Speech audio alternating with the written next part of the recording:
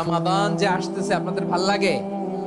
হ্যাঁ, রমাদান নাম শুনলেই মুমিন হৃদয়ে বয়ে যায় প্রশান্তির ফল্গু ধারা, ঠিক কিনা?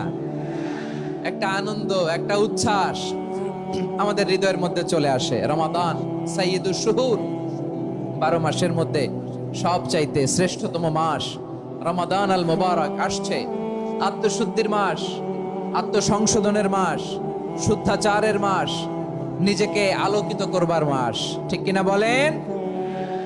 আমার প্রিয় চাপাই নবাবগঞ্জের ভাইরা, গত বছর অনেকের সাথে আমরা একসাথে রমাদান কাটিয়েছি। তাদের অনেকে দুনিয়াতে এখন বেঁচে নাই, এরকম আছে না নাই? এই যে আরো 7 দিন বাকি রমাদান আসতে, এই 7 দিন পর্যন্ত আমরা রমাদান পাবো, কোনো গ্যারান্টি আছে? আচ্ছা, এই বছর যদি খুশনসিব হয় আমাদের, আমরা যদি পাই, আগামী বছরও যে রমাদান আমরা পাবো, কোনো গ্যারান্টি আছে? তাহলে আসুন আমরা ভেবে নেই, হতে পারে this Ramadan could be the last and final Ramadan in our life.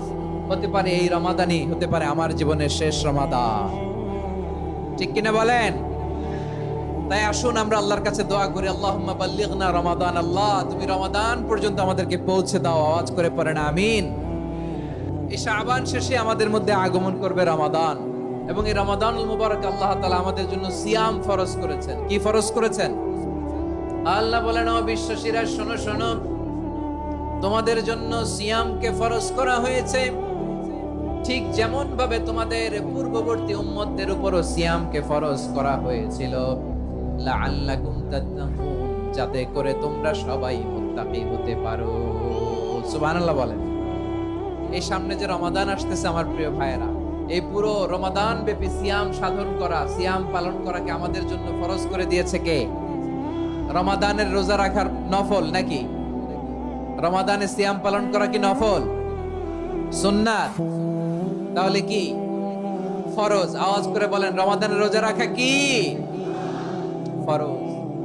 এটা শুধু আমাদের উপরই ফরজ না, আমাদের আগে যত জাতিগোষ্ঠী এই পৃথিবীতে এসছে সবার উপরে সিয়াম পালনকে ফরজ করেছে কে? সবার উপরে আল্লাহ তাআলা সিয়াম পালনকে ফরজ করেছিলেন। তবে ধরনটা ভিন্ন ছিল, এক এক জাতিগোষ্ঠীর জন্য এক এক ধরনের ছিল। আমাদের জন্য সিয়াম ফরজ টানা 1 মাস 30 দিন বা 29 দিন। পূর্ববর্তী অনেক উম্মতের উপর 1 মাস ছিল না, 3টা ফরজ ছিল। কয়টা? প্রতি মাসের 13, 14, 15 ফরজ ছিল তাদের জন্য। কারো জন্য শুধু একটা, আশুরার রোজা। কোন কোন উম্মতের জন্য 10টা। কোন কোন উম্মতের জন্য রোজা ফরজ ছিল মৌনতার রোজা, আরবিতে বলে সওমুল ইনসাত, মানে সারাদিন খেতে পারবে, পান করতে পারবে, স্ত্রীর সাথে মেলামেশা করতে পারবে, কিন্তু কথা বলতে পারবে না। কথা বললেই তাদের রোজা ভেঙে যেতে। পড়েন সুবহানাল্লাহ। কি অদ্ভুত ব্যাপার! মৌন সম্মতির রোজা। যেমনটি সাইয়্যিদাতুনা মারিয়াম আলাইহিস সালাম বলেছেন, ইন্নী নাযারতু লির-রাহমানি সাওমা ফালান উকাল্লিমাল ইয়াওমা ইনসিয়া। তিনি বলেছেন, আজকে আমি রহমানের জন্য, মানে আল্লাহর জন্য রোজা মানত করেছি, আজকে আমি কারোর সাথে কথা বলতে পারবো না। তো রোজা রাখলে কথা বলতে পারবে না কেন? কারণ ওই শরীয়তে রোজার বিধান ছিল সকাল থেকে সন্ধ্যা খেতে পারবেন, পান করতে পারবেন, কিন্তু কথা বলতে পারবেন না। কথা বললেই রোজা ভেঙে যেত। সুবহানাল্লাহ বলেন। তাহলে সব জাতিগোষ্ঠীর উপরে রোজা ফরজ ছিল, কিন্তু ধরনটা ভিন্ন ছিল। আল্লাহ বলেন, রমাদান এমন একটা মাস যে মাসে কোরআন নাজিল করা হয়েছে, আর এই কোরআন হচ্ছে বিশ্ব মানবের জন্য পথ নির্দেশিকা, হেদায়েতের সুস্পষ্ট বর্ণনা এবং সত্য মিথ্যা পৃথক করার আসমানি মানদণ্ড রূপে জামিনে আমাদের জন্য কোরআন নাজিল করেছে কে? প্রিয় ভাইরা, এই কোরআন নাজিল হয়েছে রমাদান আল মুবারক, এই বরকতময় মাসে। তাই আমাদের উচিত এই মাসে আসন্ন যে রমাদান আল মুবারক, এই রমাদানে কোরআনের সাথে নিজেদের সম্পর্ককে বাড়ানো। আমার প্রিয় চাপাই নবাবগঞ্জের ভাইয়েরা, আমরা কি আসন্ন রমাদানে কোরআনের সাথে আমাদের অ্যাটাচমেন্ট, সম্পর্ক বাড়াতে চাই? চান সবাই? আপনি কি জানেন কোরআন নিয়ে কোন ফেরেশতা পৃথিবীতে এসেছিল? জানেন?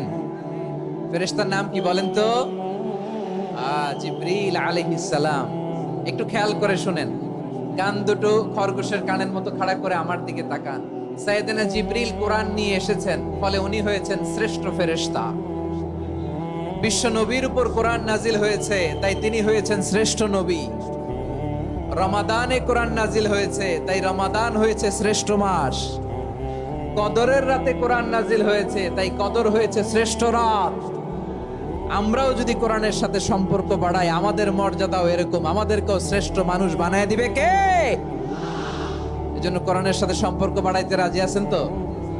যারাই কোরআনের সাথে সম্পর্ক বাড়ায়, এদের মর্যাদা বাড়ায় দেয় কে? দেখবেন আমাদের হাফেজে কোরআন, তারা ইন্টারন্যাশনাল কোরআন কম্পিটিশনে যে গোটা বিশ্বকে পেছনে ফেলে প্রথম পুরস্কার নিয়ে আসে। এত ছোট ছোট বাচ্চা, ও সমাজ বোঝে না, রাজনীতি বোঝে না, টাকা পয়সা বোঝে না, কিচ্ছু বোঝে না, কিন্তু গোটা বিশ্বে ওকে সম্মানের চেয়ারে আসীন করেছে কে? এই কোরআনের সাথে লাগলে আল্লাহ তাআলা সম্মান বাড়িয়ে দেয়। আমার প্রিয় ভাইয়েরা, আসুন আমরা শুরুতেই, আলোচনার শুরুতেই শপথ নেই যে আসন্ন রমাদানে আমরা কোরআনের সাথে নিজেদের সম্পর্ককে মজবুত করব ইনশাআল্লাহ। সবাই বলুন ইনশাআল্লাহ। শাবান মাস আসলে, রজব মাস আসলে সাহাবারা কি করতেন আসুন আমরা দেখি কিভাবে তারা রমাদানকে ওয়েলকাম জানাতেন।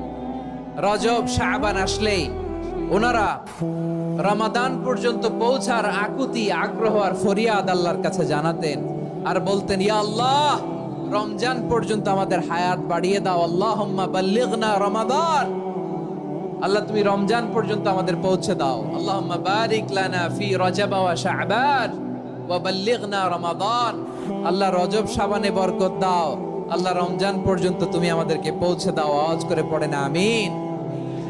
ইবনে রাজব আল হাম্বলি লাতাইফুল মাআরিফের মধ্যে লিখেছেন, সাহাবারা ওনারা রমাদান কেন্দ্রিক, আমাদের সালাফ সালফে সালেহিনরা রমাদান কেন্দ্রিক জীবন কাটাতেন।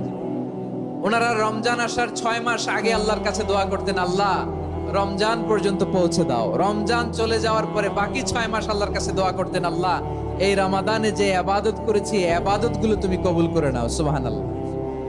তাহলে পুরো বছর রমাদান কেন্দ্রিক জীবন। রমজান আসার আগে 6 মাস দোয়া করতো, আল্লাহ আমরা যেন রমজান পাই। রমজান চলে যাওয়ার পরে বাকি 6 মাস বলতো, আল্লাহ রমজানে যে ইবাদত করেছি এগুলো তুমি কবুল করে নাও। সুবহানাল্লাহ। আবার এই শাবান মাসে আল্লাহর হাবিব সাল্লাল্লাহু আলাইহি ওয়াসাল্লাম সবচেয়ে বেশি রোজা রাখতেন। কানা ইয়াসুমু শাবানা কুল্লাহ, সবচেয়ে বেশি রোজা রাখতেন শাবান মাসে। ওয়া কানা ইয়াসুমু শাবানা ইল্লা কালিলা, শাবানের অল্প কয়েকদিন ছাড়া পুরো শাবানটাই বিশ্বনবী রোজা রাখতেন। সুবহানাল্লাহ পড়েন। এই শাবানে আপনারা রোজা রাখছেন তো? রাখছেন?